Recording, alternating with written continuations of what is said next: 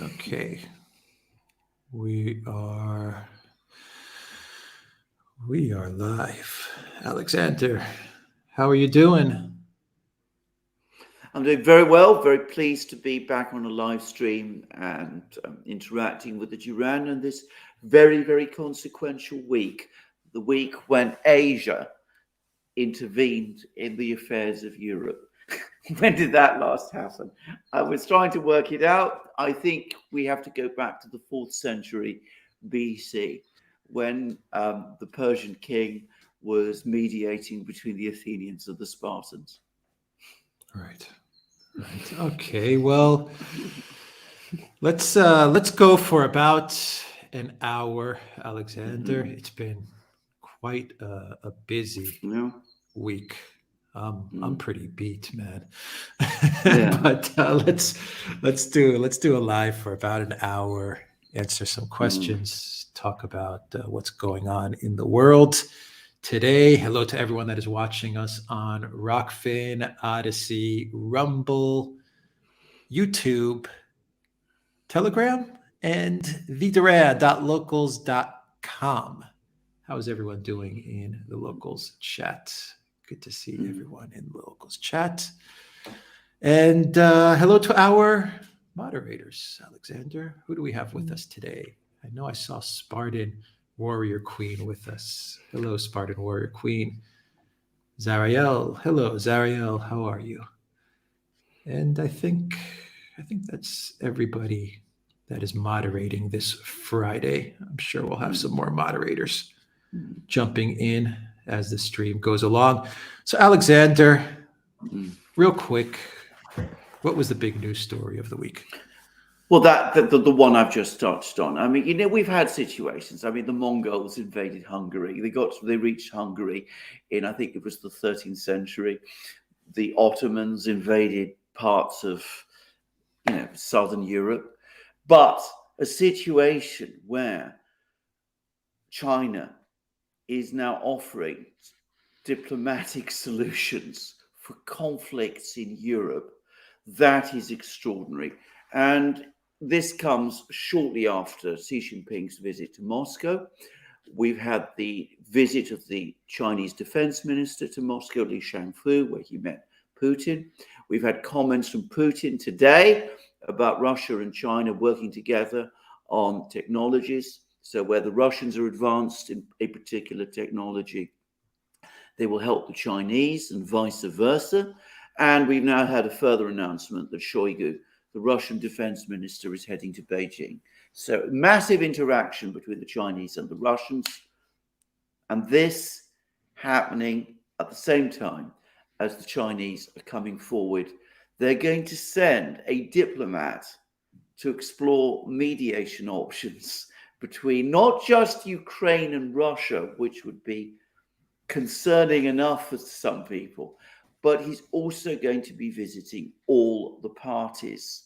In other words, he's going to be going to Europe. He's going to be talking to the Germans, to the French, to the European Connection, Ursula von der Leyen and Josep Borrell, poor man.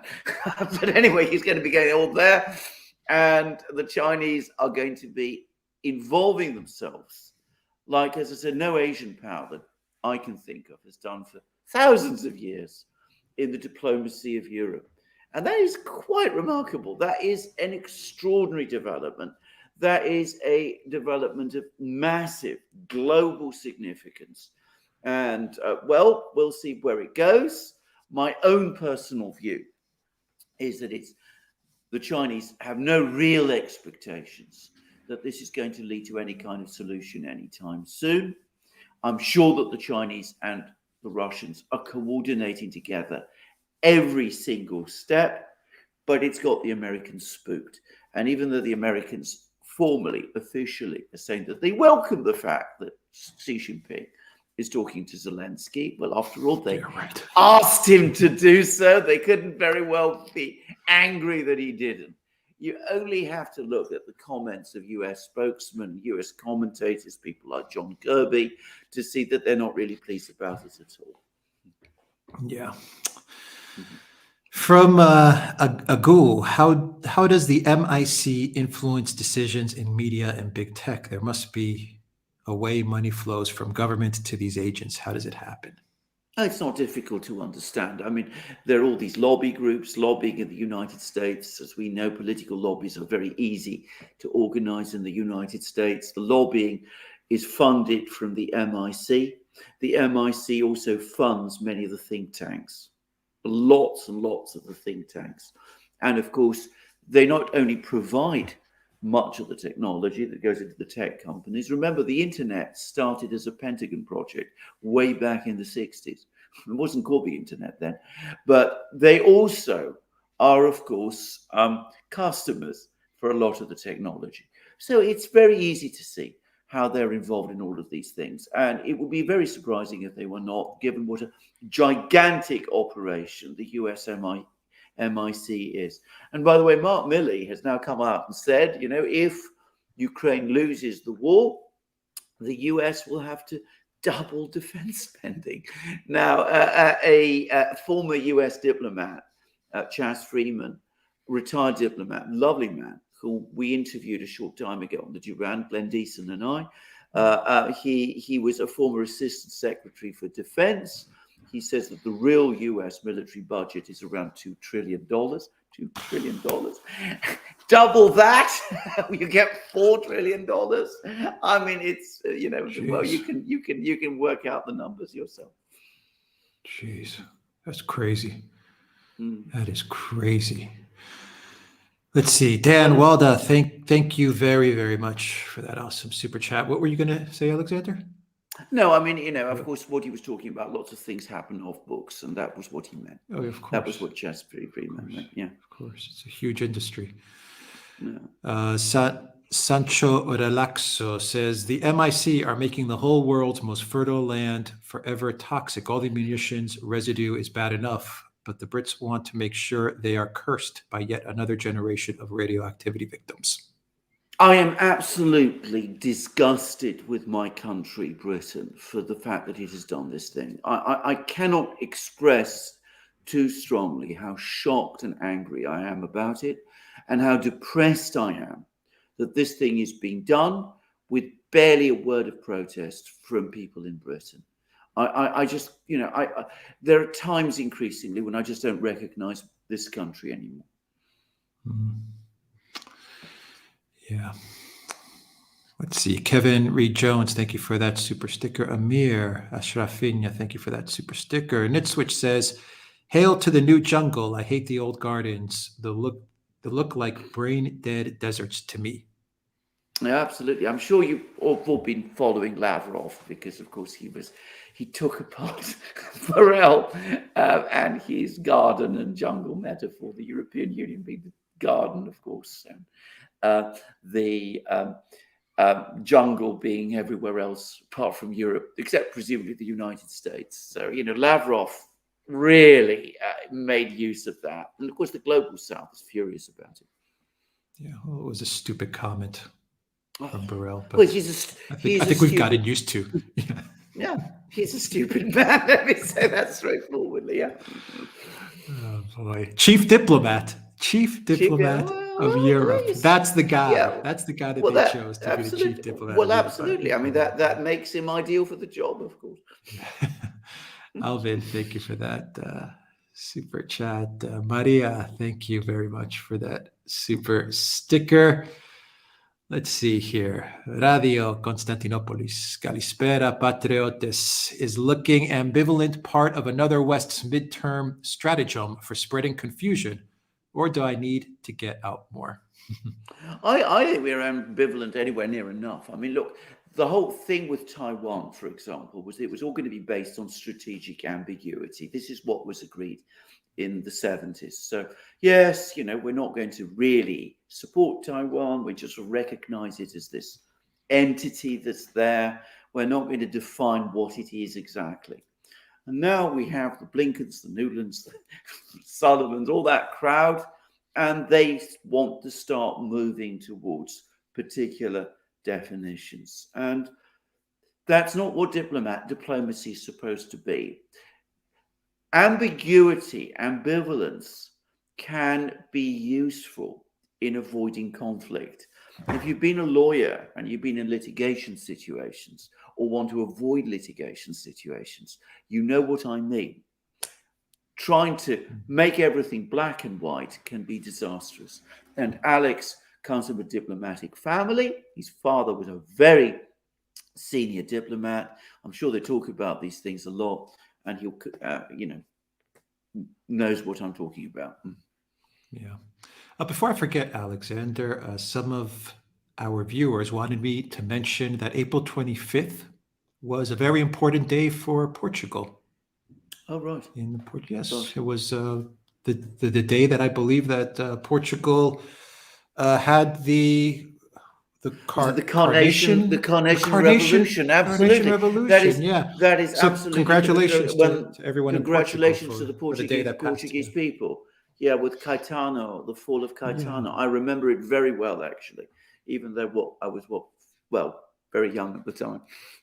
Yeah. Yeah. So I just wanted to mention that. Yeah, yeah. Let's see. From La 69. Check the ruble is making a move. Whoa. Where is the ruble? Well, I'm not absolutely Yeah. sure, but I as I didn't I said, didn't check I didn't today. check myself. I didn't check today. I mean, as I've said Ruble many times, USD. yeah. 81. That's what I'm seeing 81. here. It's 81.53. exactly. It's been much. Yeah. It's been it's been it's been much the same now for quite a long time. So I mean, I think that it's stabilised at that level of 81. And by the way, Nabulin at the central bank chair says that this is where she wants it. Yeah. Raphael, good to see you here. NATO is talking about bringing all their ships to fight China. Is that going to be the third crusade? Is the Pope going to take the lead again? So sad. Well, it is incredibly sad and it is incredibly stupid. And of course, and this is, I'm coming back to Lavrov, by the way, because he made this point in his UN speech, that the Security Council. He said, look, one day we have Macron coming along and saying, we need to achieve strategic autonomy and work with China. And then the next day, Borrell comes along and says that the EU needs to send its fleets to patrol the South China Seas. I mean, crazy stuff, ludicrous stuff. And of course, that's the EU, but the NATO, let's be clear about this. We don't have significant fleets. Only one NATO country has a powerful fleet, and that's the United States. It is the most powerful fleet in the world by far for the moment. Chinese fleet might one day catch up with it, but for the moment, the US Navy is far and away the most powerful. Any fleet that NATO, apart from the United States, sends to the Pacific is symbolic only. It's not going to change the military balance. So why are we doing it? Is it because we want to join in some kind of third crusade? That would be a lunatic idea. And how did the third crusade end? It ended in defeat. So let's not go there. Let's not seek conflicts, and let's not involve ourselves in these quarrels when the outcome can only be bad for us. When I say us, I mean us in Europe. Kevin 68568. Welcome to the Duran community, Kevin. Good to have you here. Starla Rose, welcome to the Duran community. Good to have you here. Nick Coriel, hello, my dear friends. Please consider having Levan Gudadze opinion on one of your live streams. He's a Russian with a small following on YouTube who gives very valuable updates and thoughts on his channel each day on the news. Nick, we are on it.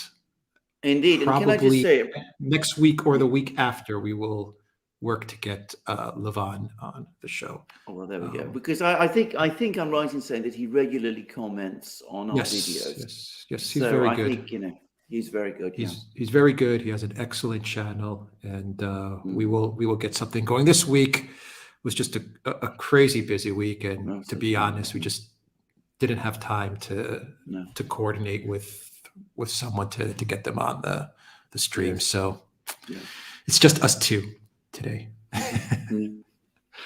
Let's see here. One sec, Alexander. Kafan says Sapmi is equal to China.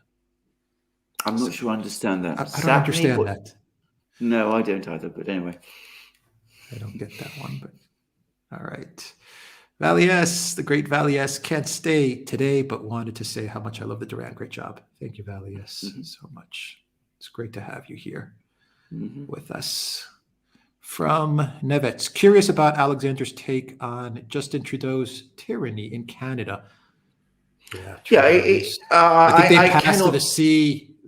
What's the bill Yeah, C-11 with like the whole yeah, censorship and all of that. yes. He's really losing his mind. He's losing his mind. I've said many times, I cannot. I find it very difficult to talk about Trudeau, and the reason I find it difficult to do so is because I dislike and abhor the man so much and what he's doing to Canada, which is a country I have always felt great warmth towards, that I feel that my emotions are going to run away with me in ways that I don't always want. But I mean, I think he has been a disastrous prime minister in Canada, and I think that at a time when liberties are being attacked right across the West, he is right there at the vanguard of it. And I almost now sense that Canada is being used as a testing ground for things that are going to be happening in all sorts of other places. If you can do it in Canada, then you can do it in the United States and you can do it in Europe. And that seems to be his job. And he comes to all of this with a kind of virtuosity, not virtue, virtuosity, which I must admit makes me want to reach for my vomit bag. Sorry. Sapmi is equal to Sami people, Lapland. Oh, I see. China. Huh. I didn't. Okay. Okay. Well, Okay, I'm not good. quite sure. Still, Yeah. yeah, I didn't quite I'm understand that, but not still. sure. Okay.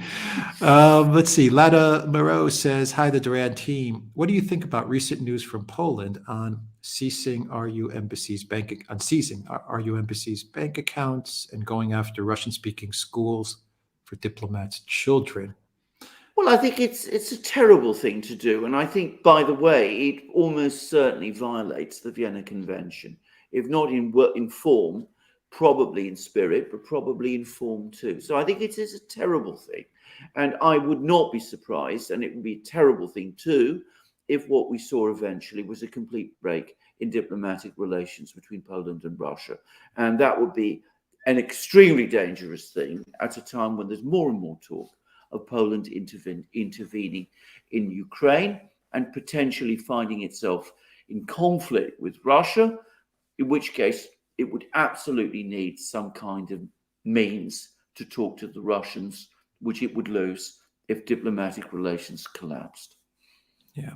267 Bismarck, thank you for that super sticker. Marcelo says the UK looks pretty much the same for me as a Brazilian. Much the same as what?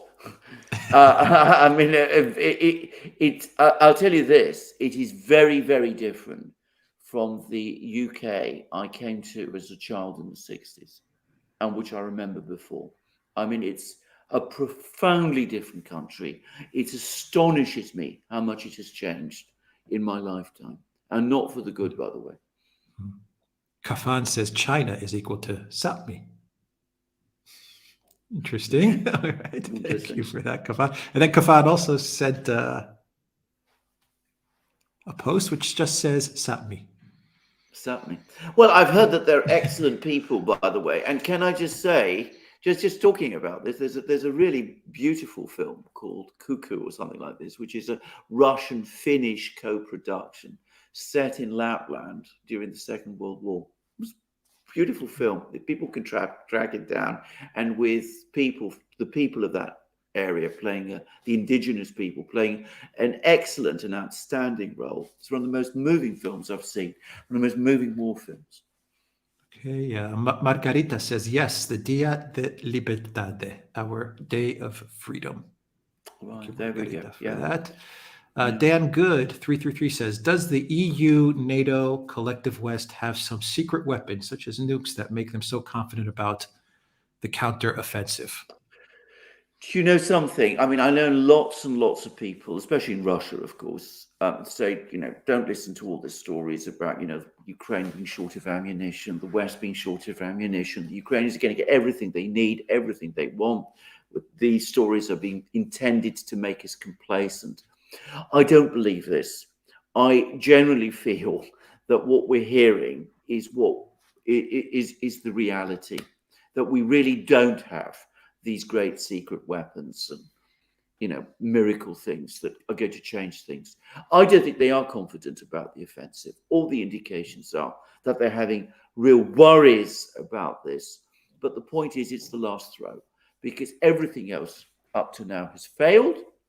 The original plan, I repeat, was to cause Russia to collapse under the weight of the sanctions, and to their horror, that hasn't happened. They didn't think that the Russians would be able to sustain the war as long as they did. They never crossed their minds that the Russians would be able to outproduce them in military production. And now they're left with this one last desperate throw, and they're hoping, keeping their fingers crossed, that something will happen and that it will turn it round. That's my view. I think that it's a political decision, and Yeah. we all need to, myself included, I always have to separate the military, strategic decisions that should be made and are probably the correct decisions to be made from the political decisions. I think this is a political decision, which is you are going to do a counteroffensive, period, because as politicians, we need it. Exactly. Fails, By succeeds, the way, ends in a stalemate. For them, it's that's not the point. Yeah. They have to have the offensive. By the way, Pushilin, who is the head of the Donetsk Republic, has said exactly the same as Alex has, that this is a political decision, that Ukraine is being pushed into launching this offensive to satisfy the political needs of some people in the West. It's like lockdowns. Everyone knows it's going to destroy the economy. Everyone knows it, right? A 5-year-old knows that if you lock down the country, you're going to destroy the economy. But the politicians, they need to do it. They have to do it for various political reasons. And I bet you, Alexander, a lot of the reasons that they have for going ahead with the offensive, we probably don't even know what the politics are behind it. No, that's entirely true, because one of the things we don't know is about the kind of political conflicts that are taking place behind the scenes in Washington and Brussels. And those conflicts are certainly taking place. We see lots of evidence of them, but we don't know exactly how they're playing out. Yeah. Bauke says, and yesterday was important for the Netherlands. King's Day. Just kidding. I'm a staunch Republican. No monarchy can be an adult democracy. Well, there you go. For that, Bauke. Radio Konstantinopoulos says, many a mainstream pundit here in Greece talk about the end of the West as we used to know it and the need for Greece to diversify its geopolitical portfolio. Discuss. Well, I'm not up to date on what is being discussed in Greece. I'm glad that people are talking about that in Greece. I don't see any sign whatsoever that our political class in Greece is thinking in that way. I mean, can I just say, my aunt was a member of the political class. I mean, I know the people we're talking about, not all of them, obviously, but I remember who the kind of people they were. Their son was in the West. Russia, China, all of that, it just didn't exist for them at all. And I don't think it's changed. Yeah, it still doesn't exist. I agree with you there. I think the elections are set for, I believe, May. Gosh, I forgot the date. Maybe, I think middle of May. I don't know. Radio Konstantinopoulos. Let me know in the chat if you know when the elections are for Greece. But I think they have put a date on them, if I'm not mistaken. Okay. Let's see. Spock 23. Thank you for that awesome super chat. Jeffic says, can you comment on U.S. interference in the Thai election using NGOs? Brian Beletic has done a whole program about this, and I mean, he's there on the scene. He knows about it a lot more. All I can say about this is, yes, Thailand is a big country. It's an important country. It's a rich country. It's got strategic significance. It still seems incredible to me that the United States at this time would be wanting to open yet another front in Thailand. And I can't imagine that that's going to make people in Thailand at all happy. I think this is going to fail, and I think it's going to fail badly. It'll be another debacle. That's my own view. Yeah. 21st of May. Thank you, everybody. 21st of May, Greek elections. Yeah. And nothing will change. Exactly. Okay. Let's see. Elena says, what does it take to move the UN? How the USA is behaving, it isn't sustainable. I am all in favor of moving the United Nations, to be quite honest. So am I. One of our viewers actually suggested a while back, that the UN go to Dubai.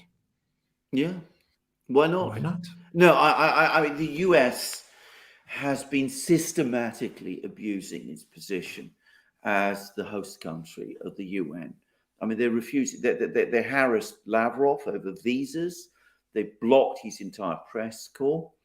But of course, I remember when they did this the first time, which is in 2011, and that was during the Libyan crisis, when they pressured the Libyan ambassador to the UN to defect. He didn't want to defect, but he was pushed into defecting. And then Gaddafi, and he was still the internationally recognized leader of Libya, decided to appoint a diplomat, an ambassador, to take his place. The US denied this man a visa.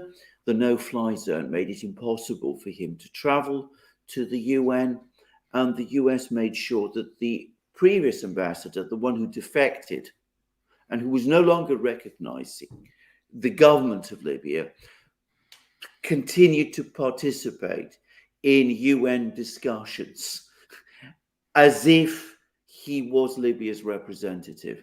I remember being deeply shocked by this. And that, by the way, happened under Barack Obama, just to remind people. So that tells you how the US treats the UN, how much disregard it has for the way in which diplomats conduct themselves in the UN. And I don't think a country that does that kind of thing should be hosting an organization like the UN. And by the way, for the record, I know many, many Americans who also feel, for completely different reasons, that they would rather that the UN was not based in the US too. Yeah. Radio Konstantinopoulos general election for Greece is set for the 21st of May. Yeah. Thank you very much for that. Matless X says, Alexander, if you toured America in 2023, similar to Alexis de Tocqueville, what kind of report about the country would you have? Maybe you need to come put boots on the ground and write your book. Alexander tours America. Well, that would be very interesting, and I would love to do it. I should say that I haven't been to the US for a long time, and I'd love to go. I was due to go there in 2020, by the way. We were planning to do that. My wife and I, we were going to visit all sorts of places in the Southwest. But of course, well, we all know what happened in 2020, 2021. The coup came and it became impossible.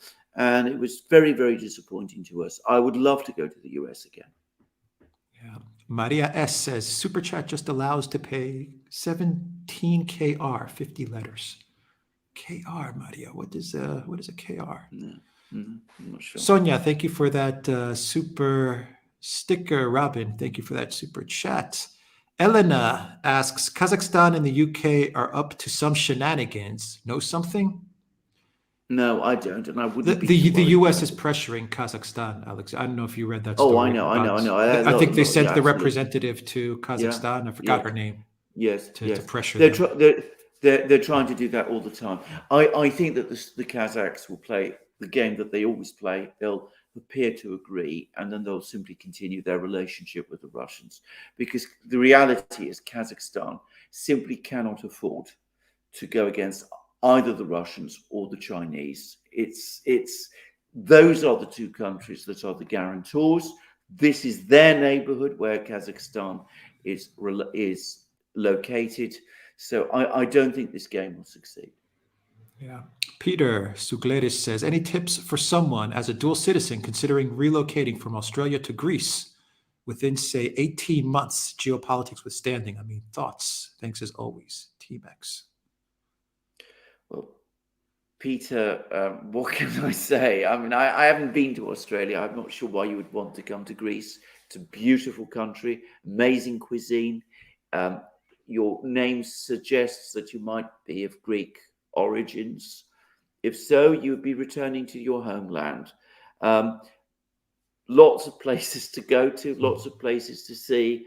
Don't expect it to be anything like Australia, though. Yeah. My best advice for anyone that would like to relocate to Greece would be it's a great place to live if you're not in the Greek system. Yeah. And by system, I mean you're working in Greece or you're just part of the just a general everyday system. Then Greece is just a lot of bureaucracy, and I mean it's a grind. It is an absolute It's a grind. grind. But if you can be in Greece and live in Greece but not be part of the like actual everyday system, it's Yes. it's nice. Yes. Oh, if you want, I mean, it's a great place to retire to, for example, if that's what you want to do.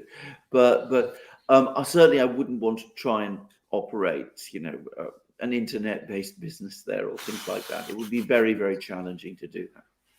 No, very challenging. Alex K says, can you guys brief us on what is going on in the Caucasus region regarding Georgia, Armenia, Azerbaijan, and Iran? A lot of stuff. This is a huge question. The Armenians that are trying to play the West off against the Russians. Pashinyan, who's the prime minister of Armenia, recently received the US, a US official, I think it was Blinken. He talked about Azerbaijan recognizing Armenia's territorial integrity, but he seemed to be speaking as if he meant that without Nagorno-Karabakh, which I think some Armenians would be unhappy about. There is continued tension between Armenia and Azerbaijan over Nagorno-Karabakh. The Azerbaijanians feel that they have an advantage, and I think the reality is that with the Russians so committed to Ukraine now, to some extent they've taken the eye off the ball. Now, Pashinyan and Putin do speak regularly. They had another telephone call just recently.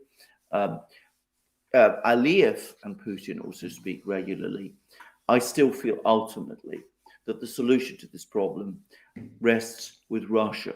Now, Georgia is allied to the West. There's a political conflict in Georgia. The current Georgian government wants to keep economic and commercial links with Russia open because it's essential for the well-being of Georgia's economy. But there are many, many people in Georgia who still support the line of the former Prime Minister Mikhail Saakashvili, and President, by the way, who is now in prison in Georgia, and there have been protests, and the government so far has been able to hold those protests off. It is a continuing story, and there might be political change in Georgia at any time.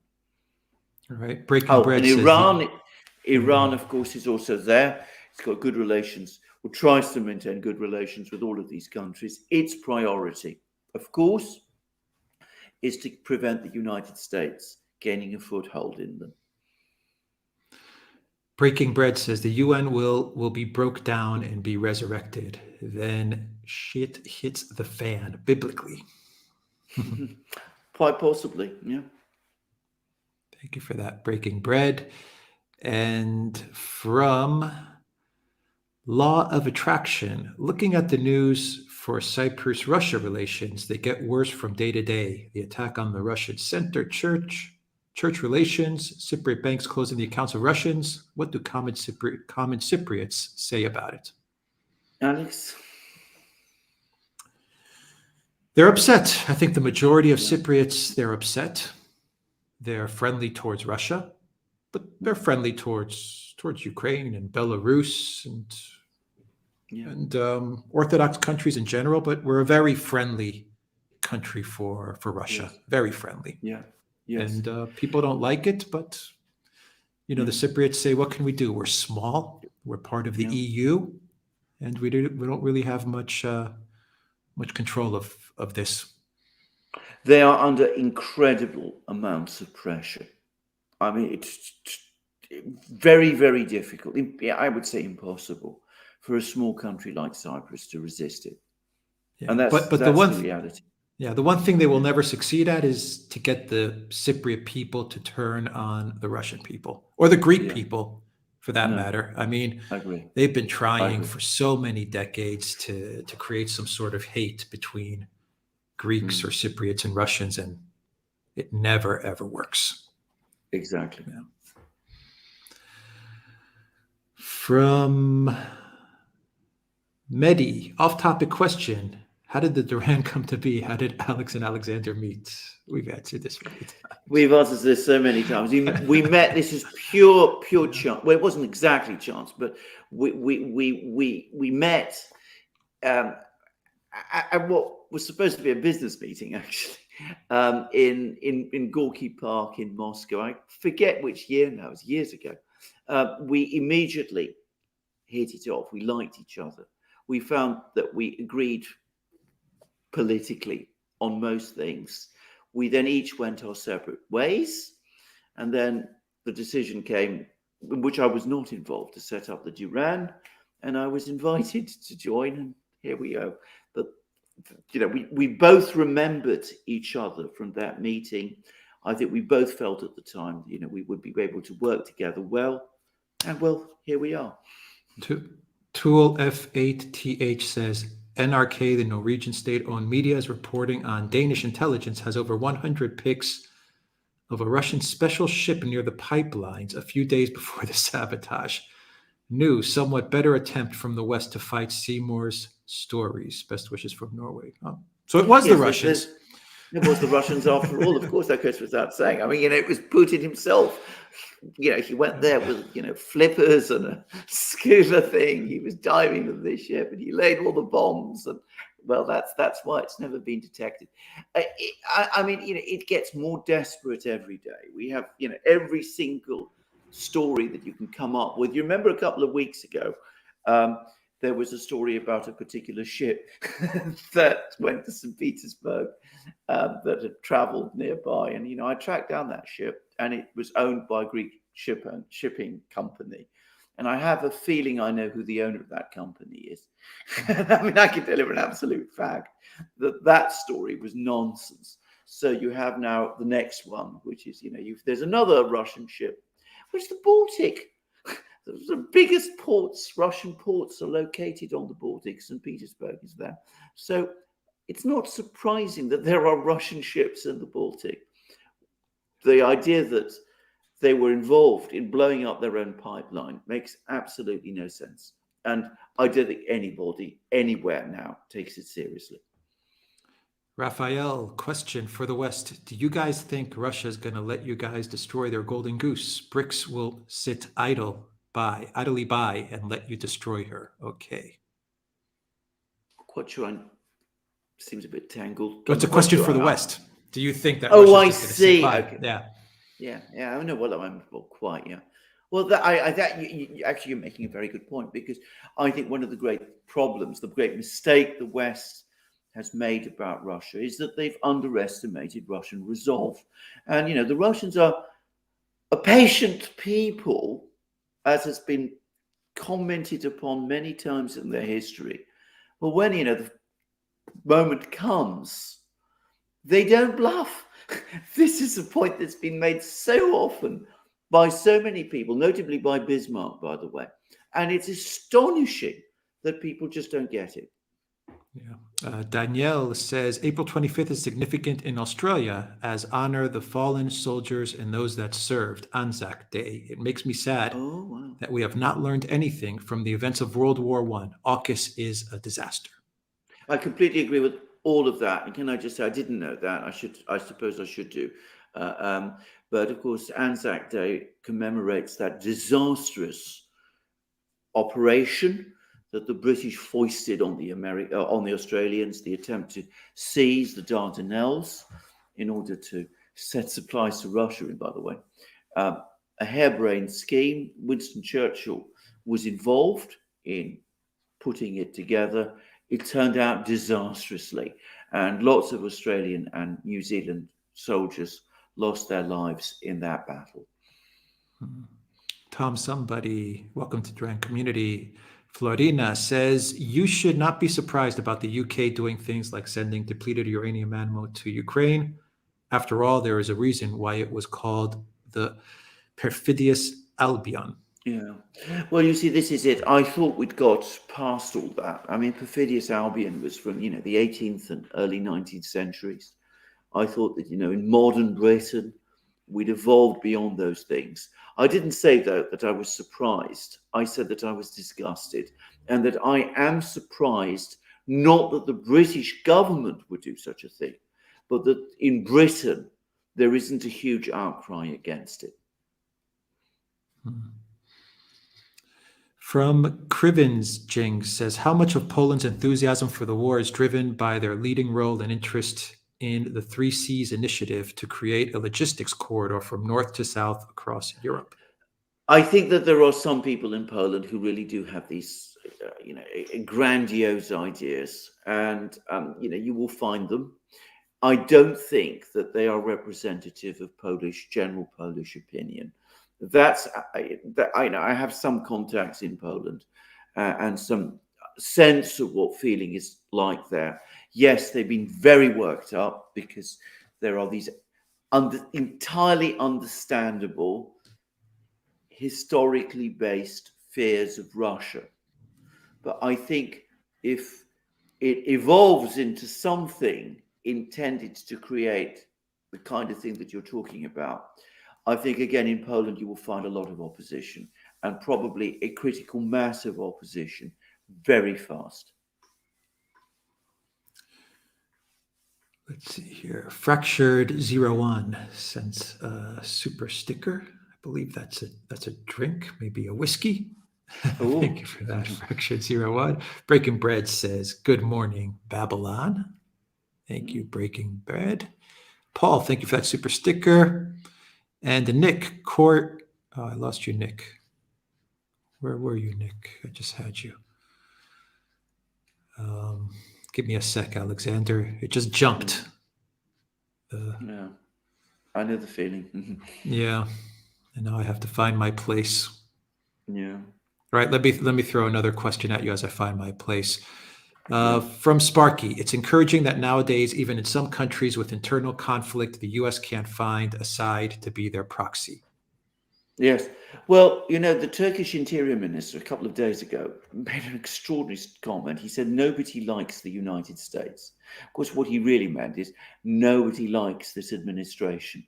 And I think that is true. I think what is happening is that this administration is so aggressive and so bullying and so ignorant of the basic arts of diplomacy that even people who once upon a time in various countries might have been sympathetic to it are now becoming hostile. And you see that most importantly in Turkey, where the opposition party is almost as, well, in fact, not almost, it is perhaps arguably even more critical of US policies than the Erdogan government is. And that's saying quite a lot. Yeah. Nick Coriel says, my dad knew Jake Sullivan from high school in Minnesota. Apparently he wasn't well liked. I wonder why. Doesn't surprise me that he wasn't well liked. Now we understand why he does what he does. All right. Bullshit Man says, as an Australian Melbourneian, I can guarantee that Australia and Canada are the WEF policy guinea pigs. No bill of rights, state-funded media apparatus. Yeah, well, that's what it looks like. And it's very sad. Yeah. Android says, if the Ukrainian offensive finally happens and the Russians come out on top, in your opinion, are we going to be very close to the end of the war? Yes, but of course, one has to qualify that by saying that there's always the very, very real possibility of the West trying to find some kind of escalation. I think that this might be the last throw in terms of what the Zelensky regime can do with Western backing. It doesn't mean it is the last throw in terms of what the neocons in Washington might do. And the real danger is that they're going to try and involve Poland in this. Yeah. Win1010 says, great to be live with you, gentlemen. Thank you, Win. Tool F8TH says, I think this situation now looks more like the buildup to World War I. So many new weapons and tactics, along with the birth of the internet and the insane escalation in propaganda, commercial and other techniques to mold minds. And the gents and ladies, behold, just on the horizon, tainted by capitalistic greed, the AI. I think there's a lot of truth in what you say. I'm going to add one rather bleak point, because the origins of the First World War is something I've studied hugely, for decades, and every couple of years a new interesting book about it comes out, by the way. I mean, the quality of statesmen and diplomats at the time, on the eve of the First World War, was miles ahead of what we have today. So, I mean, that the fact that they failed and led us into this disaster makes one wonder about what these far less adequate people we're led by today might do. I mean, I can assure you, no one of the great powers in 1914 was led by the equivalent of an Ursula or a Josep Borrell or a Jake Sullivan. I mean, people like that just did not exist at that level at that time. So that is a very, very worrying fact. I still think that, in 1914, Europe was far and away the most important part of the world. It isn't like that anymore. There are other places. The global south matters. China, as you said at the start of the program, matters. And I think there's still forces that will ultimately prevail and will pull us back. But we're getting much closer to the kind of scenario you're talking about than I certainly am comfortable with. Yeah. Radio Konstantinopoulos says, Xi talking to Zelensky actually means Eurasia talking to one of the two sides of the West's zeitgeist. What do you guys think? Oh, absolutely. I mean, this is, as I said, this is an enormously consequential event. Whatever happens in Ukraine, it demonstrates that the world is different from the world we have known. The world we have known up to this point is one where the West made all the big moves and all the big decisions. The West might might try to mediate between, say, India and Pakistan, or between Malaysia and Indonesia, or something of that kind, or in the Middle East. But for a power like China to involve itself in the way that it is now proposing to do in the affairs of Europe tells us that Europe is no longer at the center of things. The West is no longer at the center of things. The world has become greater than us and more interconnected, and other countries, perhaps wiser countries, will now have their say. Elena asks, heard that Finland's economy is in tatters and that Russia have left them out from big projects in the Arctic? Question mark. The last is definitely true. That is, the last is absolutely true. Whether what the condition of Finland's economy is, I don't know. What I will say is this: I haven't been to Finland for a very, very long time, but I used to go to Finland quite often because, my niece was living there for a while, and it was really rather sad. And this is, I'm talking about, about 5-6 years ago when I last was there, because every time I visited it, I felt that the place was becoming wilder, poorer on its edges. Sometimes it's not directly related to statistics, but it didn't look to me like a happy place. Ralph, thank you for that super Chat Radovid says, what about the combined Russian and Chinese fleets? Also, did not the Russian frigates with hypersonic missiles bring a new dreadnought moment? Well, very possibly. No, I'm not an expert on naval warfare.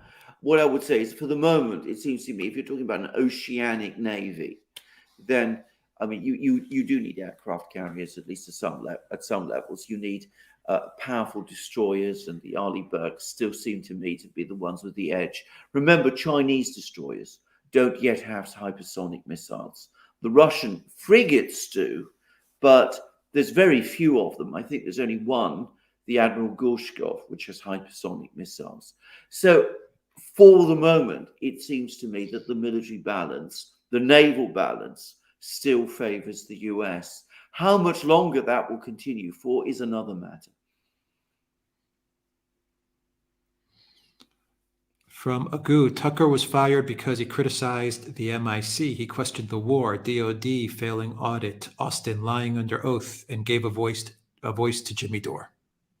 Well, I think that I am not giving away any secrets when I say that Alex and I have assumed for a fair amount of time that Tucker Carlson would one day be asked to leave Fox. I mean, we could see it coming eventually. My own personal view is that the single thing that did for him was that he had Robert Kennedy Jr. on his show. That's my own view. Yeah. Tool F8TH says, remember the early pre-dreadnought ships, the floating castles, utterly useless, but my favorite ship design. I wonder if there are many of those blunders awaiting to be revealed if we really see a full-out conflict. I'm sure you're right, and I'm sure you will. You might very well see something like that. I mean, I'm not an expert, as I said, on naval warfare, or indeed on naval history, but yes, there will be all kinds of problems. And I know there's a lot of people who seem to know what they're talking about, who are skeptical of the effectiveness of the Navy carriers today. They think that in the world of hypersonic missiles, Navy carriers are extremely vulnerable nowadays. But as I said, this isn't something I can talk about. By the way, if you're talking about pre-dreadnought warships, I've actually seen one, which is the Aurora in St. Petersburg, and it looks like a kind of, it's extraordinary looking thing, very like a sort of strange toy ship. And I believe that in Greece you can also find ships like the Averov. That's still around, I think, isn't it? Which is a little bit like that, but I haven't seen it so close up as I've seen the Aurora. So if you want to see ships like that, come to Greece. St. Petersburg might be less accessible today. Yeah, Geo Stone says, how do you think a peace deal will be done and on what terms? Thanks. Well, I'm not sure that it will be done. It's the first thing to say. In fact, I would say that the arguments very strongly are against it. I still think by far the most likely outcome is a Russian victory in which the Russians dictate terms. And that will not be a diplomatic solution. That will be one that is imposed, if you wish. But if there is going to be a diplomatic solution, then it will have to be along the lines of what was almost agreed in March last year, but going an awful lot further. In other words, Ukraine will have to cede a large amount of its territory. It will have to give up the Donbass, definitely, Zaporozhye and Kherson, perhaps Odessa as well, conceivably Kharkov too, depends where the battle lines are. It will probably have to accept a demilitarized zone as well. It will have to stay out of NATO. That's all of the internal, parts of it. There is going to be a very important external part of it too, because I think the Russians are going to insist, and they have the Chinese backing them, and the Indians apparently also agree. They're going to insist on a fundamental restructuring of the security architecture in Europe. And the US will not want that. They will resist that tooth and nail. Crab Voice says, please get small town voice on your show. Alexander talked to her on Gonzalo's show about Ambassador Liu's interview. She will give you a lot of insight from China. I found her a most impressive person, and I thought that was a brilliant explanation. By the way, and I want to put it on record, she corrected my misunderstandings about what the Chinese ambassador to France actually said about the constituent republics and the way they became independent from the Soviet Union. It's clear that his comments were completely misrepresented, and she says she explained that the French interviewer was extremely rude and aggressive and made all kinds of criticisms of China. And this entire interview has been seen in China and has provoked outrage there, that the Chinese opinion is furious at the way in which China was treated over the course of that interview.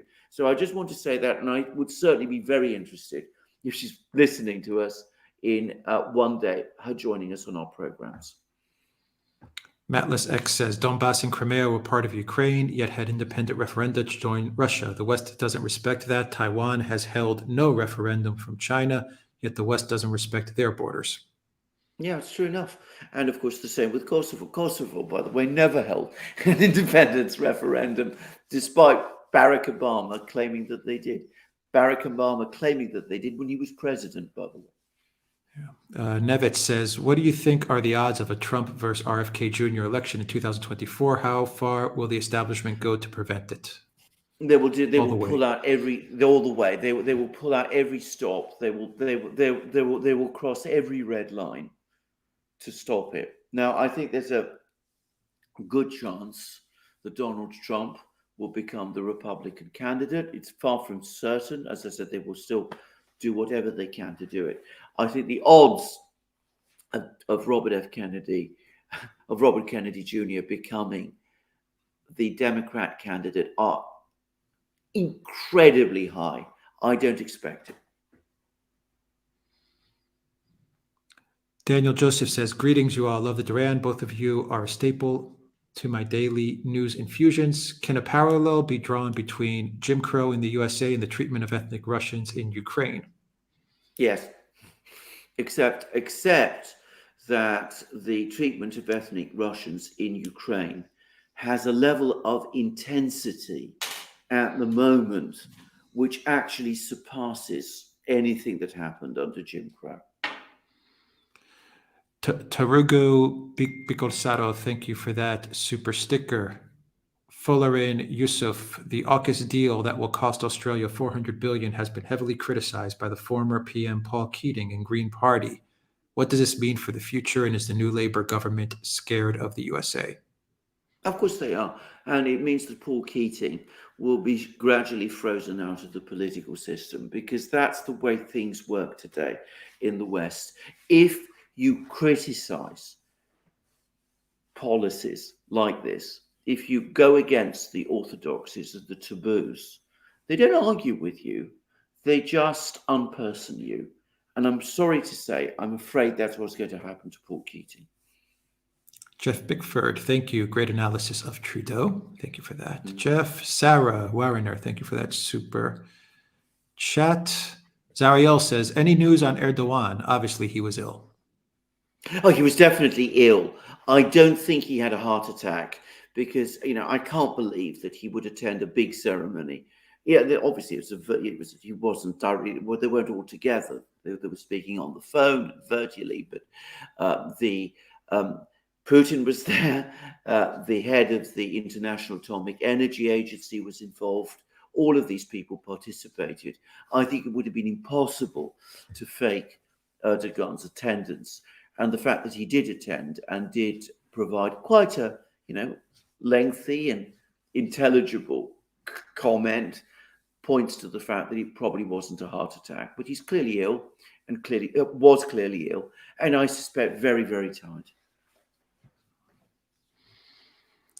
Matless X, Alexander. Oh, no, I read that. Michael Yudik, thank you for that super sticker. Alex K, can you guys brief us on the Caucasus region? I think we have done. I think We've done that, yeah. Summer we've of done that, 1970 says MIC is equal to FUBAR meets SNAFU, and we will pay the piece for it as always. Absolutely, very well put, actually. Snafu, by the way, for those who don't know, most people I'm sure do, dates to the Second World War, and it's situation normal, all effed up. I'm a very polite man, so I don't use, I'm careful when I use words.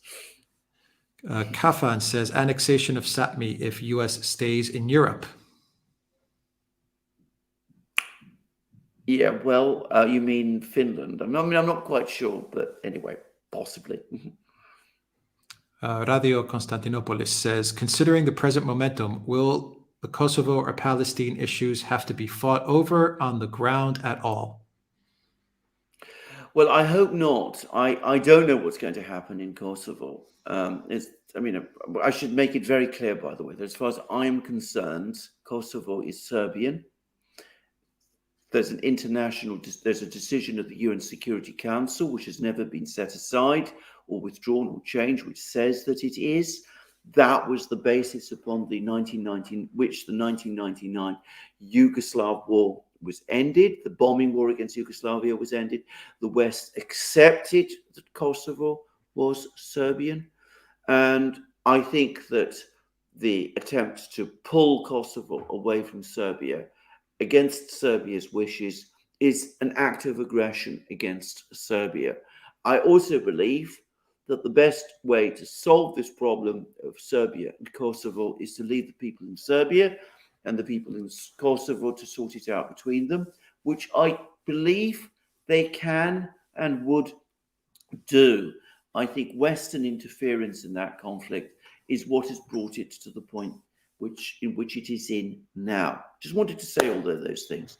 About the Palestine-Israeli issue as an incredibly complicated and very difficult issue to solve. But I wanted to just say one thing about it. Lavrov, when he went to the UN, actually decided to convene a meeting of the Security Council and chair that meeting to discuss Palestine, the Palestinian issue. And he was more critical of Israel over the course of that meeting than I have seen any Russian official be for many, many years now. Now, I don't know quite why that was the case, whether the Russians have suddenly woken up to the fact that there's problems in Palestine. I can't believe that. Or whether there's some shift in policy going on, which I think there probably is. But it's certainly something to keep an eye on, and we'll have to wait and see what happens. The Israelis were so uncomfortable with what Lavrov was saying that they actually walked out as he was speaking. Yeah. Bin Linda, welcome to the drag community. Nikolai says, is it fair to say that since all weapons from around the world are flowing through Poland, that Poland is arming itself to the brim with some of those weapons, just a cut for the big man, maybe? Well, possibly, but all the indications are that whatever Poland is receiving is nowhere near enough to make up for what it is giving away. I mean, they have been pouring weapons into Ukraine, tanks, self-propelled guns, you name it, it's been sent to Ukraine. And I gather that the Polish military leadership are very unhappy about this. And it's also the case that as rumors of Polish intervention in Ukraine get bigger, there's an exodus of men from the Polish army, which is leaving it weaker as well. Yeah. Vinicius says, thank you for the amazing analysis that you both do. Alex imitating a conversation between Olaf and Justin is hilarious.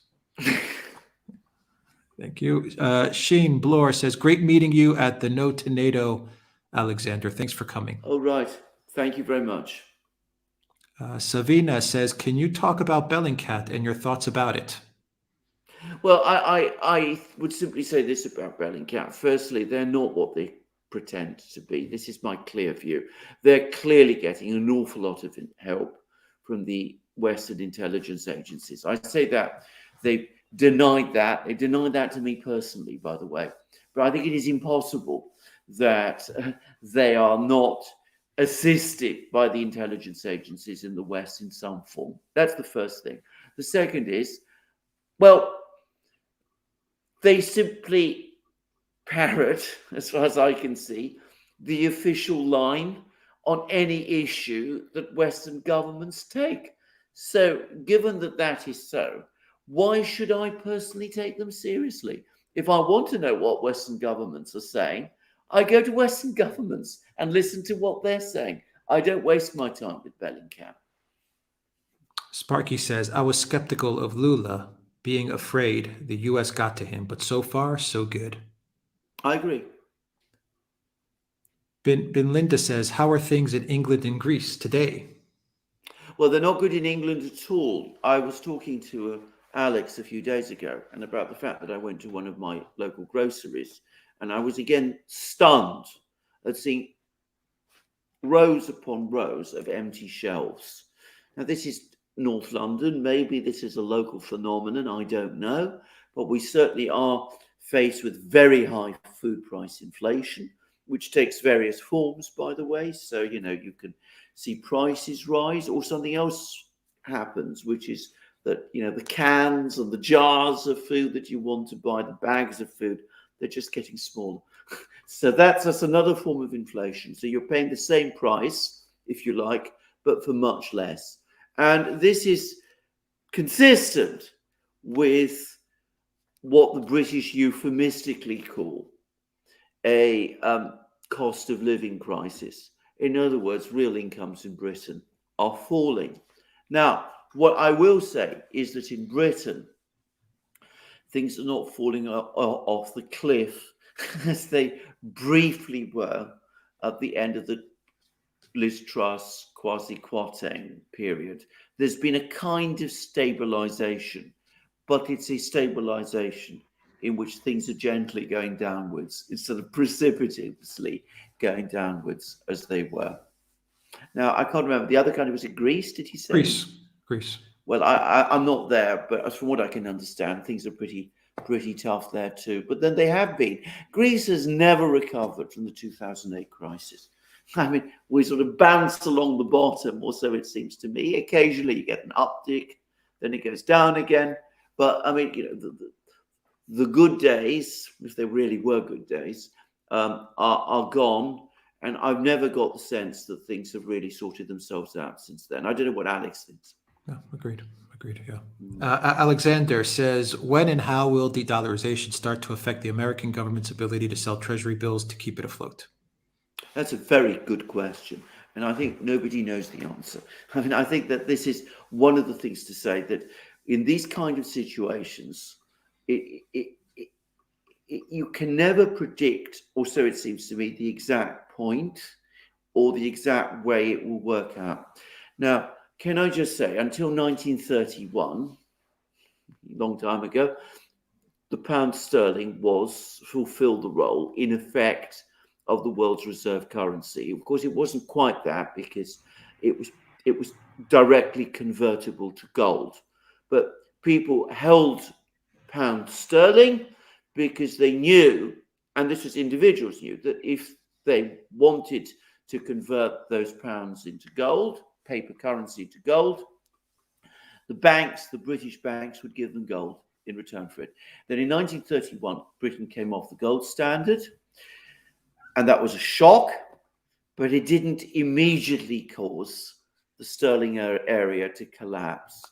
And then Britain lost India in the 1940s, and there was the first big devaluation at that time. And then still the sterling area sort of held together, but it was eroding all the time. And then suddenly in the 1960s, it began to collapse. And as I remember very well from my childhood and early youth, and later youth, in fact, we had a whole succession of currency and financial crises that basically went on rumbling right up until the early 1980s, when the whole thing finally ran its course. So you can see how long it can take, the process can take. But what happens is, first it's gradual and then it's sudden. Pauke says, what do you make of the EU-NATO Joint Cooperation Declaration of January 10th? Well, it just proves the point which we've been making on the Duran for a very long time, which is that the EU and NATO are basically two sides of the same coin. And I think all the world can see that, and it just brings it all out into the open. Remember, both NATO and the EU are headquartered in Brussels. So these are two big Brussels-based bureaucracies. They meet, they know each other, they spend all their time together. Ursula now apparently wants to leave the leadership of the one so she can take over the leadership of the Go other. down the street. Yeah, She's going to leave one office exactly. and go down the street to the other office. Yeah. Exactly. They're having lunch together. They're going to happy hours together. They're hanging out together. Yeah. Absolutely. Kafan says, let's play. Paul Hester says, considering a loss by NATO can't be tolerated, and Russia considers a loss as an existential threat. What history shows what humans do in such times, I can't see anything but World War III as inevitable. Thoughts? Well, I don't think it is inevitable, but I think we're very, very dangerously close to it. I think that the forces, as I said, that will exercise restraint are there. And I think that they will ultimately prevail. But, well, this is a much more dangerous situation for the reasons that you said than one is at all happy with. And precisely because it is so dangerous, it should never have been allowed to happen. It tells you how dangerous, what dangerous people the neocons are. Yeah. Tool F8TH says, Carol Quigley, The Evolution of Civilizations. The part about all civilizations goes through the same stages and are bound to collapse. Russia, I think, collapsed, lost a few parts, and are being rebuilt by Putin. Where are the US heading? Sadovich is my favorite, Alexander. Well, you know, somebody mentioned the roundtable I did with Gonzalo on Gonzalo's program yesterday with a German historian whose name just escaped me, but he was a wonderful man. Tariq. He thought, right? Tariq, that's right, Tariq. Tariq was saying that he was a previous historian of the Soviet Union, and increasingly the same symptoms of decay that he remembers writing about with the Soviets are starting to appear in the United States too. And maybe not just starting to appear, maybe they're getting worse all the time. So maybe we're not that far from that point. Who knows? Who's to say? Mehmet says, what would be to NATO if Turkey leaves? Maybe a stupid question, but I see it on the horizon if, hopefully not, Erdogan stays in power, although I think Turkey is better off without NATO. If Turkey leaves NATO, it is an immense event. I mean, it is at least as big an event and as disastrous for NATO as, say, the decision of the East European countries to join NATO was for Russia. It would be a huge geopolitical event. It would change the entire balance of power, both in the Middle East, where it's already changing, but also, most importantly, in the Eastern Mediterranean, where the Russians already now have a presence. If they can start sending their ships through the Dardanelles, for example, well, you know, given the proximity of their bases, given that they have a base now in Syria, you can start to see that NATO would be challenged, the West would be challenged in the Mediterranean Sea to an extent that it has not been since the Second World War. Yeah. Zahir, thank you for that super chat. Apple Bista says, thank you, guys. Andrea says, if China brings Ukraine to the negotiating table, do you think that Romania, Poland will get their slice of Ukraine with NATO nukes still on their soil? I don't think that that is what the Chinese intend, but it could very well happen. And the reason it might happen is because of what I said at the start of the program, which is that the Russians will insist, as part of any negotiation settling the conflict in Ukraine, that there are fundamental changes to the security structure in Europe. Now, if that happens, if the European security structure is changed in that way, then that could open up, in turn, the question of what happens to Ukraine on its western borders. Etienne de Gaulle says, Privyet, Alex. Are you still learning Russian? I've been learning Russian and Chinese here in the US. How long before they detain me as an enemy combatant? Uh, I am still learning Russian. Конечно, Etienne, Yes, конечно. And yes. I don't know about detaining you as an enemy combatant. What do you think, Alexander? No, I don't think. I Just don't think because things of are learning that a bad. language? No, I don't think. I don't think things are that bad. At least not Yeah, for the moment. not at the moment. I was going to say the same No, thing. Let's hope we never get there. no. Ahriman, thank you for that super sticker. Ty Gulter says, "Hi Alex, I've been writing a novel in the style of Animal Farm, but about the Oh, more modern political world. Would love for you to read the draft and provide feedback or input, maybe a collaboration." mm. Well, I'd love to do it as well. Please do remember that we have very limited time, Alex and I. I mean, we work very hard on the Duran, and that doesn't give us a huge amount of time for other things. But maybe things will moderate over the next few weeks, in which case, or months, in which case, I'd be delighted to certainly read this draft. More Yeah. than that, of course, I can't promise. Absolutely. Send it over. Send it over via Mm, email. no. Elena says Russia have come out with a movie with actors filmed in space. The name is Challenge. Meanwhile, Musk's test launch exploded. I wonder how many Russian washing machines and refrigerators were sacrificed for such a feat. Well, indeed, sir. I haven't seen this film. Lots of talk about it in the Russian media, but I haven't watched it. Damir Zeko Antik, thank you for that super chat. Elza says Jungle Joseph talked about working closer with Kazakhstan, bad sign, anecdotal. Since the sanctions, German companies have opened up offices in KZ, Kazakhstan, and keep working with Russia. Maybe that is a problem. Interesting. Well, that is the problem that the US has identified. They're trying to block off Kazakhstan, acting as a sort of transit place for Russia. I don't think it can be done. I don't think that the Kazakhs themselves will want to go there.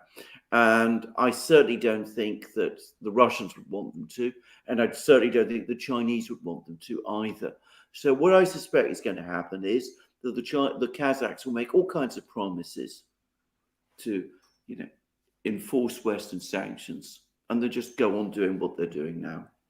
Yeah.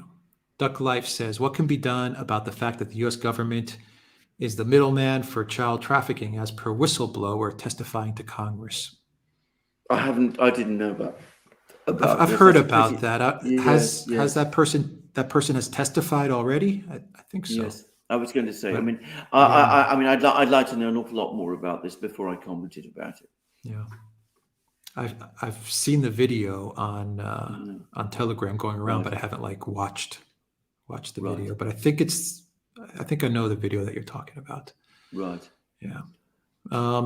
Beppo Plin Blue says, "Do you know the status of the regime in Iran? Regime or culture changes anytime soon. The Persians are a highly sophisticated people with a medieval government theocratic mindset." Well, I think that's perhaps going a bit far in describing what is a very complex political structure in Iran that I don't fully understand myself. I mean, I think I should say this. I would say that my experience of Iranians, those Iranians I've met, is completely in accord with what you've just said. They are indeed a very sophisticated people. I think the best thing to do is to leave Iranians to sort out their own affairs and their own arrangements.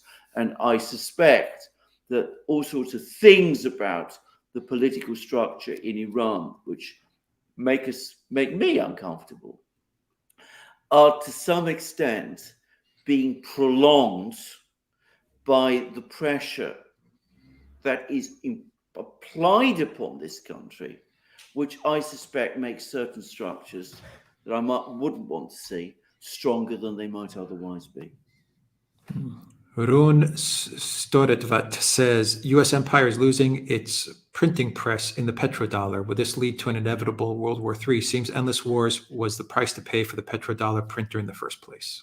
Well, I know. I think it could do that, but I think another possibility, and I think perhaps a more optimistic possibility, perhaps even a more realistic one, is that eventually what it will do is it will force America. And so when I talk about America, I mean the deep state, the political class, those people, for the first time in many decades, to live within America's means, to recognize that there is a limit to American resources. And that would be a very good thing for the world, for the United States, and for the American people.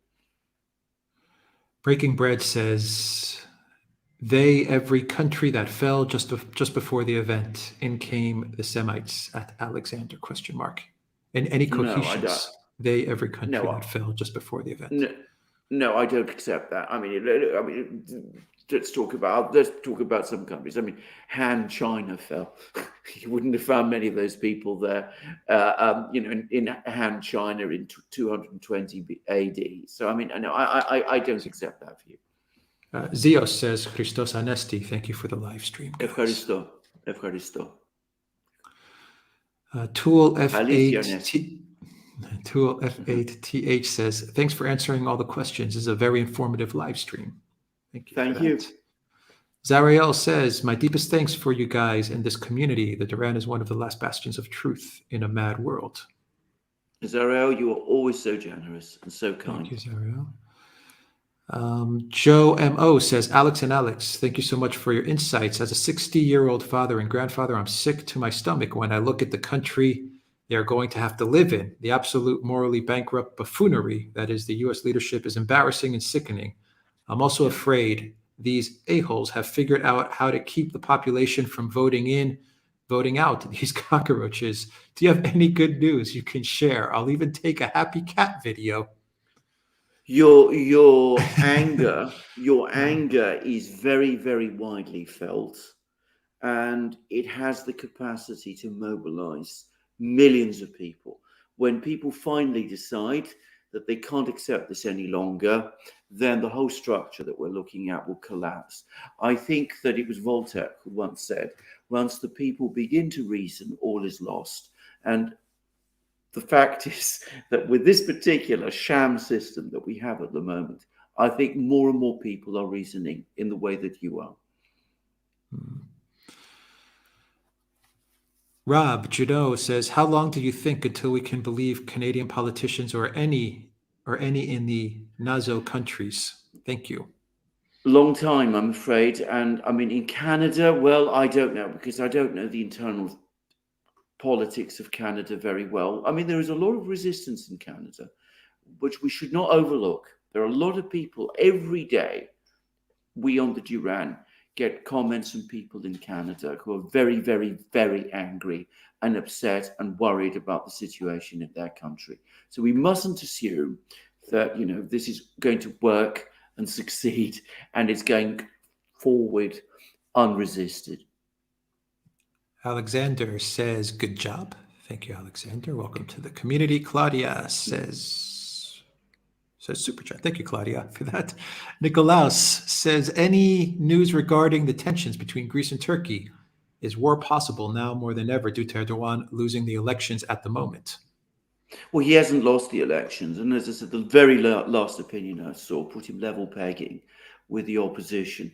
I don't think at this moment in time, personally, that we're at the imminent risk of a war.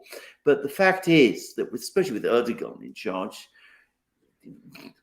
sometimes he dials up the tension, sometimes he dials it down. He's very skilled at doing this and keeping everybody on their toes, but it's never yet tipped over into a genuine conflict. And I hope we don't get one. Claudia says, where is Tucker? He was on YouTube. On Twitter. Twitter the other day. Yes, yeah, absolutely. He yeah. broke So Twitter. Yes, 60 million, 70 million views. Yes, he's not gone away. He'll be back. Yeah, he'll be back. Yeah. NGS says, will you consider Defense Politics Asia as a guest? Yes, we are working on it. Yes. We will very soon.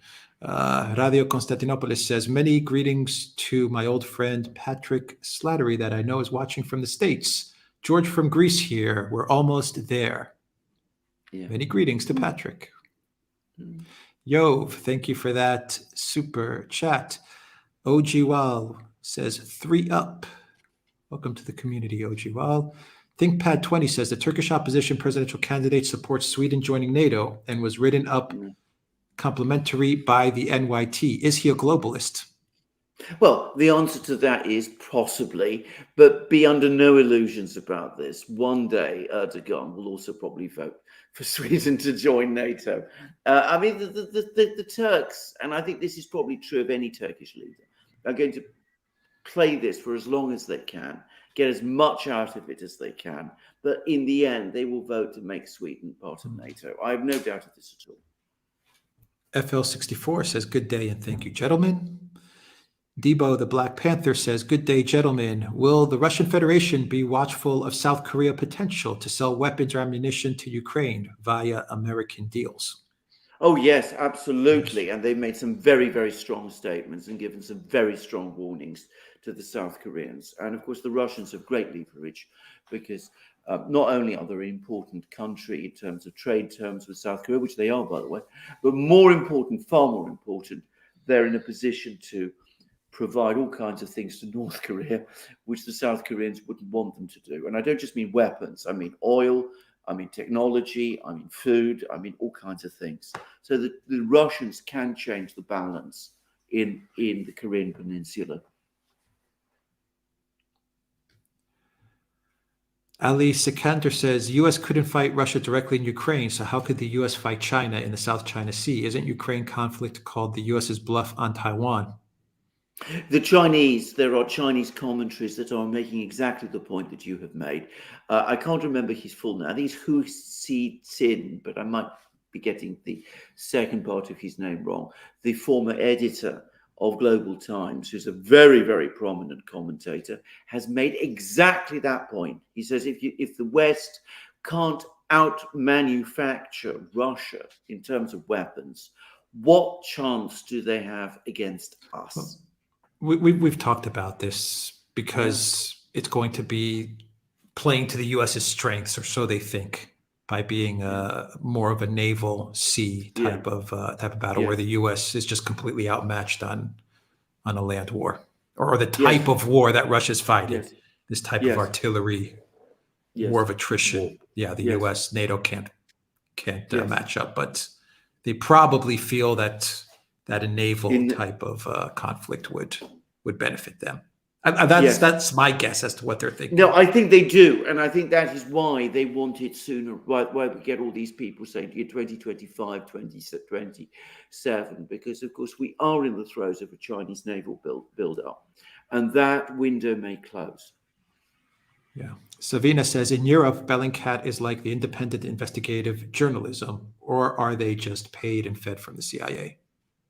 Well, I think they're certainly fed by the CIA. Who pays them, I'm not going to talk about. But I mean, I pay no attention to them. As I said, if I want to know what the Western governments want me to think, then I go to what the Western governments say. I don't need a messenger like Bellingcat to give me that information for me. Fast Slap Terrence, thank you for that super sticker. Summer of 1970 says, tell Elon that the intergalactic laxative will get him from here to Mars. Summer of 1970. Alex Mark, thank you for that super sticker. Sparky says, sour grapes. I think if Bolsonaro won, he may have delayed going all in with the fair world order, missing opportunities while waiting to key off of Trump. Well, who knows? Yeah. I mean, interesting. Possibly, yeah. Interesting, yeah. Nicholas Burns says, Alexander, can you give an overview root cause of World War I? The literature on this is absolutely enormous. I mean, it is absolutely huge. I'm going to say this. What happened was that after 1870, when Germany unified, that upset the European balance. And the Germans, who were becoming a very, very powerful country in Central Europe, estimated their own power and started to take unacceptable risks and became very provocative in their dealings with other countries, and in particular with Russia. And at the same time, there were two other things that contributed to this. Firstly, a French desire for revenge against Germany and reacquisition of the regions of Alsace-Lorraine, which is not to be underestimated. That was the major source of tension in international affairs in the lead up to the First World War, the tension between France and Germany, but also German alarm about the growth of Russian power. Russia was economically starting to take off, its military was becoming more powerful, and the Germans, who believed themselves to be stronger than they actually were, started to worry that if they waited too long and didn't exploit their opportunities, then their options would be closed off because Russia would eventually prevail over them. Stephen Walter says, I'm a bit late, but welcome to the Duran community, Stephen. Mehdi says, what happens if China invites the Russian Federation Pacific Fleet to the Taiwan Strait to dock and do maneuvers for a while? Well, who knows? It might even happen. Let's wait and see. Hunger the Dye Merchant says, one of two. Unpopular opinion, BRICS is a paper tiger. It was a Goldman Sachs label for emerging markets. The only glue is anti-colonialism. South Africa is more corrupt than Ukraine, plus rolling blackouts. And part two is Brazil is a mess, and China and India have competing interests. The EU, with all its geographic, political, and cultural similarities, is a total disaster. What makes BRICS a more viable project? Right, I think BRICS was very much a paper thing when it was first created. What has happened is that it has gradually got stronger and better organized, because at the core of the BRICS, and this is I've written extensively about this, at the core of the BRICS, there is the key relationship, which is the one between China and Russia. The original purpose of the BRICS was to conceal from the world the existence of the Chinese-Russian alliance at its core. So the Chinese and the Russians, they didn't want to say that they were allies, so they wove all this web of organizations, the BRICS, the Shanghai Cooperation Organization, the Eurasian Union, all of those, to conceal the fact that at the core of it all, there was this relationship between China and Russia. That is very strong, and it is becoming stronger. Now, what has happened over the last few years, especially since Biden came in, is that more and more countries around the world, including critically India, despite its issues with China, are starting to realize that the American policies are becoming unendurable. And they're starting to look at the only alternative, which is this Russian-Chinese axis, and that's giving reality to the BRICS. David Poderosa says, would the Duran accept an invitation to go on Joe Rogan's show? Would probably have the biggest audience so far. A 3-hour show would be amazing. Yeah, possibly. we would accept it. We would accept if we were to it, be yeah. invited, yeah. But I don't see that coming anytime soon. NGS says, are we witnessing the beginning of a shift in MSM Ukraine narrative? Have you considered a program with Defense Politics Asia? Neutral, realist, fact-based. Yes, we will. Well, we show. are. And Yes. the answer to both is yes, actually. Mhm. Yeah. Bill Nichols says, U.S. expects Brazil President Lula to follow their orders because the deep state used some Dominion machine tricks to help get him elected. Well, they've also got undoubtedly, I think, compromising material on him. I'm going to say that straightforwardly. But for the moment, he's not following their orders. I think he feels that he's strong enough to defy them and do what he thinks is more in Brazil's interests than in theirs. Mm-hmm. Nitswitch says, how can someone bond with the enemy like Tucker with Kennedy? What kind of world would we have then? A world of peace? Can't have that. Clown world. Yeah, true enough. Very true. Red Z says, regarding World War I, didn't we enter the war because Britain said the Kaiser's men or bayoneting Belgian babies in their bassinets? Oh, absolutely. There's an awful lot of absolutely false and untrue propaganda as well. And I don't want to say, that the British didn't play a big role, because they played an enormous role in the events that led up to the First World War. I still believe personally that the most important and the most mistaken decisions were made in Berlin, but the British certainly were there.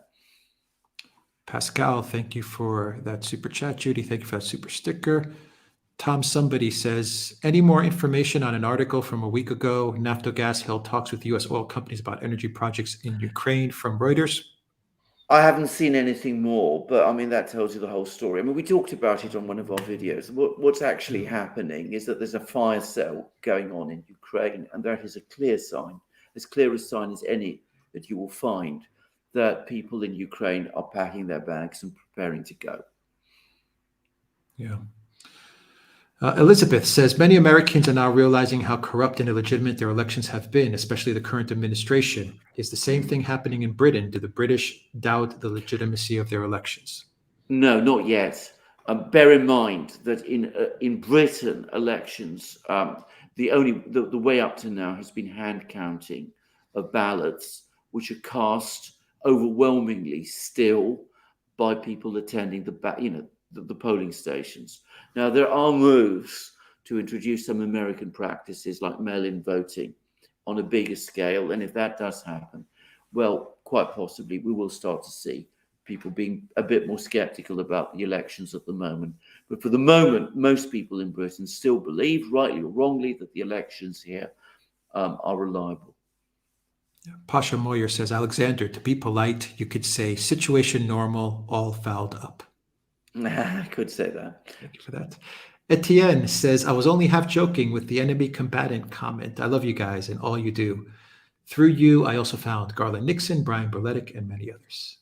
Thank you. Etienne. Thank you very Spasiba. much. Spasiba, Etienne. Dean Nuss says, the true horror and suffering that is happening in Ukraine is truly sickening. It's horrible to watch and somewhat hard to ignore. It pulls you in to how the world has been for thousands of years.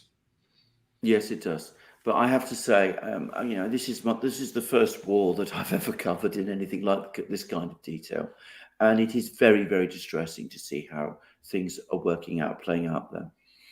Yep. Eric, thank you for that super sticker. Radio Constantinopolis says, I think we are long overdue for a Russian patriarch in Fanari, Constantinople.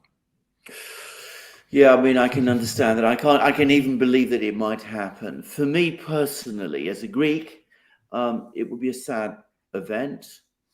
I mean, it shouldn't matter, I suppose, if he's a good Orthodox man. But, for me, the patriarch in Constantinople is somebody who's very much a part of the Greek world. So I'll be sad if it happens, but I can believe it will happen. And if it does happen, I'll accept it. Let's see. Hong Kong, China. Thank you for that super sticker. Kyle Wold, thank you for that super sticker. Tyler Duran, thank you for that super chat. Kafan says Nord Kaloten. Nord Kaloten. Okay.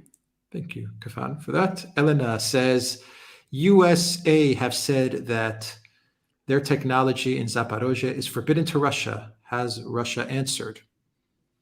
Oh, I don't think they're paying much attention to that. The US is always telling everybody that their technology is now forbidden.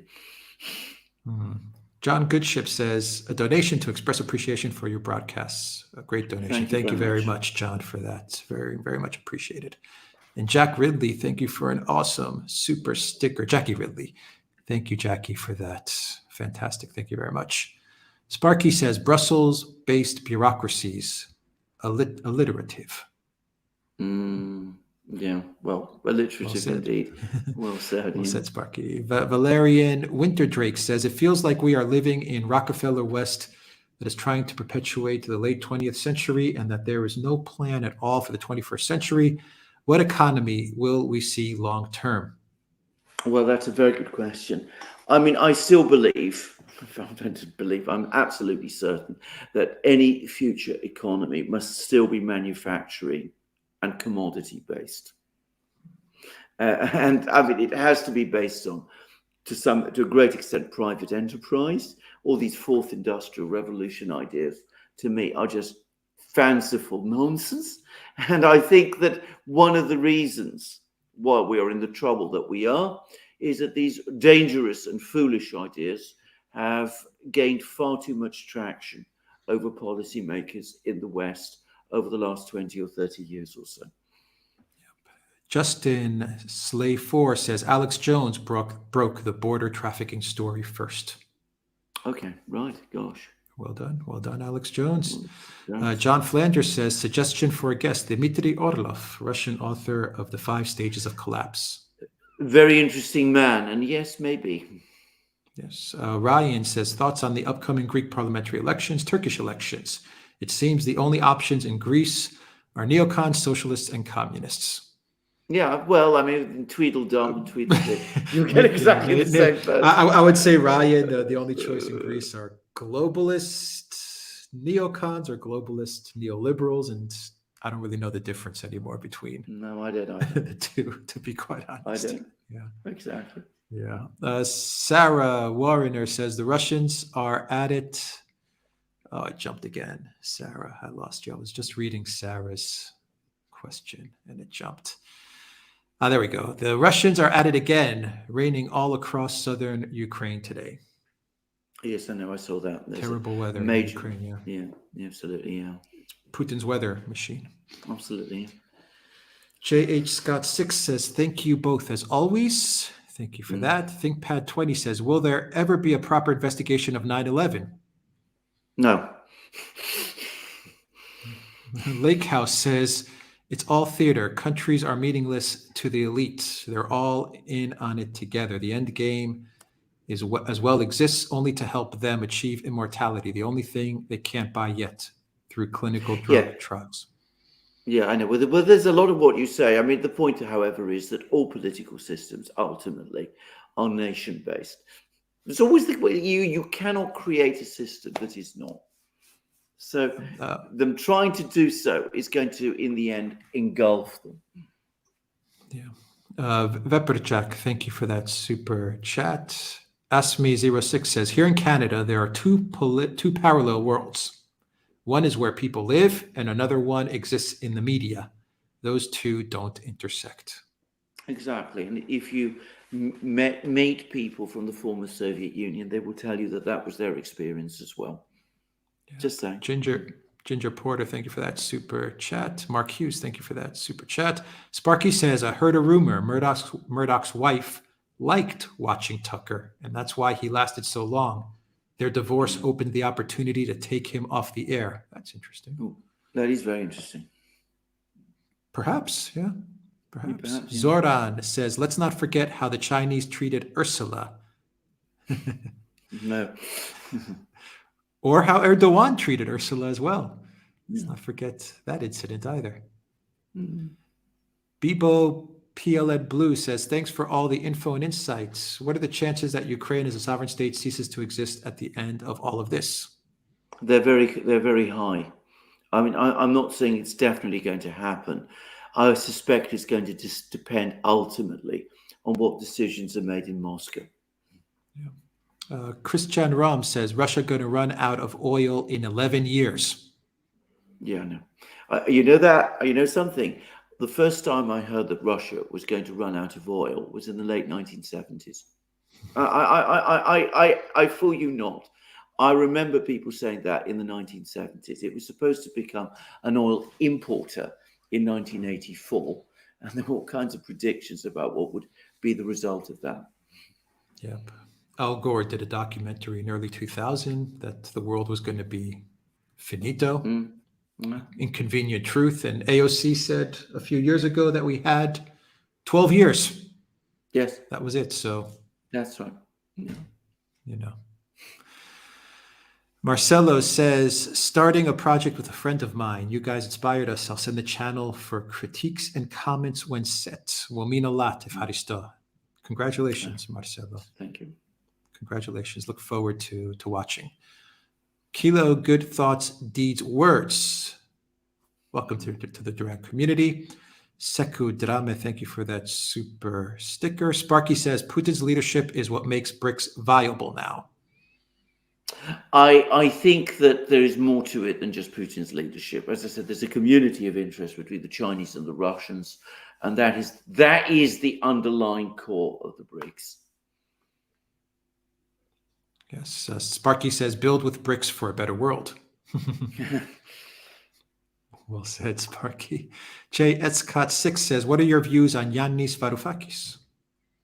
Well, apparently we were at school together. I don't remember him. We were very little. But I think he was a terrible finance minister. I think he botched things totally with the Europeans. I don't think he understood at all the kind of people he was up against. And I think Tsipras shafted him. I think all of those things. I don't think he was a good politician. I don't think he was a good finance minister. I have heard and believe that he is actually a good academic economist, and he does give political commentaries about things, which can be very interesting too. But, in terms of what he did at the time, well, it didn't work out, and that's putting it mildly. Level 42, a coffee first for Alexander and Alex for this good, valuable work. Thank you, guys. Yeah. Thank you, Level 42. Mark Hewitt says, why did Fox News settle with Dominion for $750 million when Dominion is such a small company? Good question. You must ask Murdoch and his lawyers, because I'm not sure. Evans Amundi, thank you for that super sticker. Paul Hester says, thank you, gentlemen. You are a rare light in this dark world. Mm-hmm. Thank you for that. Greg P says, wonderful work, gentlemen. If you were to guess where Russia goes after Putin, do you see them going more hard line, the same, or capitulating more to the West? More hard line. I think the sentiment in Russia at the moment is certainly pointing in that direction. Beppo PLN Blue says, is the U.S. government malevolent or is it simply ignorant and incompetent? The rapid decline in my country is absolutely incredible. Why do you think those two are incompatible with each other? You can be both malevolent and incompetent at the same time. And certainly I think that is true of this administration at many levels. And it explains why things are so bad. Kilo, good thoughts, deeds, words. Thank you for that super chat. OMG, Mr. T says, when are you guys going to start a Duran subscription channel on Twitter? I would totally prefer to subscribe to you there. Well, you can subscribe to us on Locals. On Locals we have a subscription channel on Locals, which you can. We're still hesitant on Twitter. Well, we certainly are, absolutely. Yeah, we're still a bit hesitant on it, but who knows? Maybe that'll change. Tom, somebody says, will Zelensky ring the opening bell at the New York Stock Exchange for the first sale of Ukrainian state assets if a settlement happens? Oh, I'm sure he will, and he'll be paid handsomely for it, in billions, I'm sure. Yeah. Kilo, good thoughts, deeds, words. Thank you for that super sticker. And Latimer Rose says, at Greg P, Russia will never capitulate to the West. I'm telling you this. Absolutely. Yes, I agree. Alexander, I think we can call this a wrap, and we can get back to work. I was going to say, enjoy the weekend. Indeed. We get back to work. Absolutely, lots to do. But this has been a great live stream, and thanks everybody for joining us on this Friday. Thank you, everybody, for joining us. Thank you to everyone that watched us on Rockfin, on Odyssey, on Rumble, on YouTube, and on theduran.locals.com. Thank you, everybody. Thank you to our moderators, Zarael and Reckless Abandon and William Justice and Spartan Warrior Queen and Valley S. Thank you so much. I hope I got everybody that was moderating. And Liama Lisovska says, have you seen Miss Chatterjee versus Norway? Looks good. No, I haven't, I'm afraid. I'm sorry, I haven't. And David Hart said, question, is the American government malevolent or simply ignorant and unable to understand the world? The answer is yes. That's what David Hart says. And Tabernac says, always wondered why Atlas had to hold up the world by himself. What was the moral of the story? To never defy the gods? Question mark.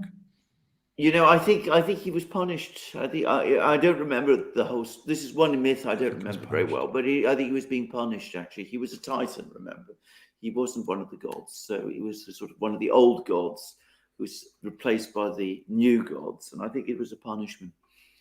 Yeah, I think you're right, Alexander. Hmm. Okay. That is everything. That's everything. Take care, everybody. Have a Take great care. Friday and have a good weekend. And Yeah. we'll see you soon.